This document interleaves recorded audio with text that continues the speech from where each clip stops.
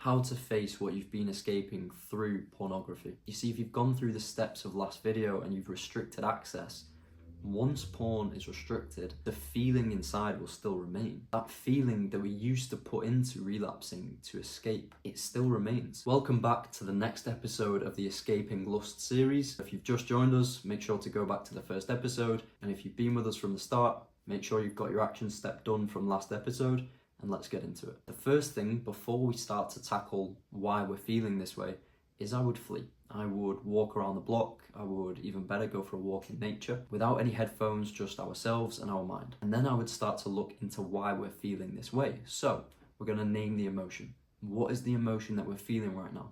Is it loneliness? Is it stress, frustration, anger, boredom? What is it? Once we name the emotion, we can start to understand, okay, maybe it's not that I really just want to watch pornography. Maybe it's just that I feel lonely and I don't want to feel this way, so I need to change my state. Because ultimately, every time that we relapse and fall back into pornography, the reason is because we're trying to escape something.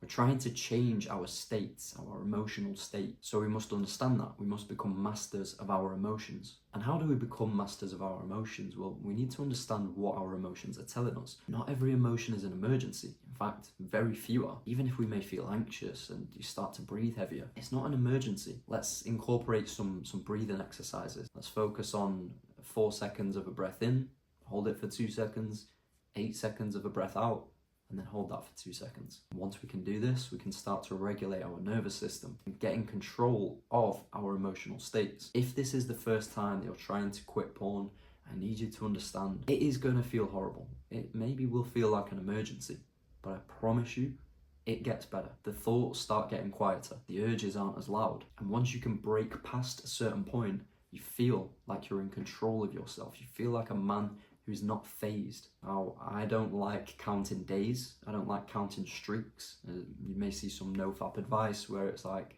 on day 1, you're gonna feel horrible, but on day 14, you're gonna have superpowers. That's bullshit. You need to be aware that this is an active process. There is lust all around us, so we need to focus within. For me, I don't find value in counting days. I prefer to focus on becoming the kind of man who doesn't watch pornography, rather than counting days and having this identity of I'm quitting. Those are two very different things, which I'm gonna explain in another episode. But what I'm trying to get you guys to understand is that you are the one that is in control of your emotions. You are the one that is in control of whether you relapse or not. It just takes some practice, and you are gonna mess up.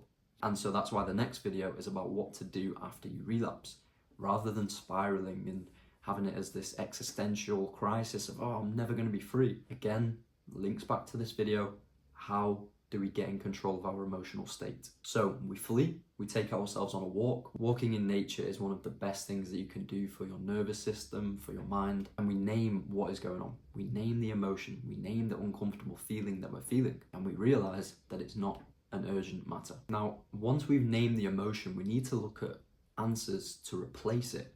Instead of relapsing, what are some of the things that we could do? If you decided that the emotion you were feeling was loneliness, what's the answer to that? Well, it's to call a friend, or it's to go and speak with a family member, or enter a social environment. If it's stress, then walk, breathe, meditate, pray, spend time in nature. If it's boredom, do something enjoyable, do something meaningful, create something. If it's just exhaustion and overwhelm, well, get some real rest. Not cheap rest, not falling back into lust and cheap dopamine, scrolling on your phone. Genuine rest. Eat healthy. Get a good night's sleep. You see, once we name what the emotion is, we can start to look into the habits that we can use as replacements. And these habits are going to excel your life forward so much more than wasting it to cheap dopamine. So the action step that I want you to take is to write down a list of the emotions that you may feel, whether it's boredom, frustration, anger, loneliness, whatever it may be. Write down a full list, and then next to it, write down the replacement habits that you can implement. And make sure to join me for the next episode, where I'm going to show you what to do after a relapse so that you don't spiral and you can continue on an upward trajectory to finally beat this thing once and for all. I'll see you there.